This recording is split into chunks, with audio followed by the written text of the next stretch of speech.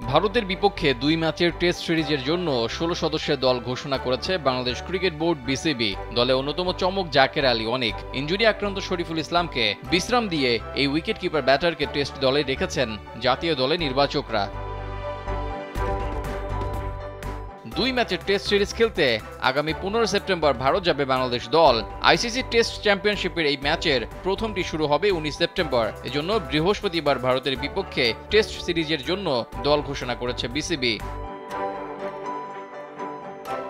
স্কোয়াডে ডাক পেয়েছেন ১৬ জন, যথারীতি অধিনায়ক নাজমুল হোসেন শান্ত। একজন অতিরিক্ত ব্যাটার হিসেবে স্কোয়াডে ডাক পেয়েছেন জাকের আলী অনিক। পাকিস্তানে বাংলাদেশ এ দলের হয়ে দ্বিতীয় ৪ দিনের ম্যাচে দুর্দান্ত ব্যাটিং করেছিলেন তিনি। সেই ম্যাচে ১৭২ করেছিলেন এই উইকেট কিপার ব্যাটার। স্যান্ডেলিনা সো, রূপচর্চায় আভিজাত্য।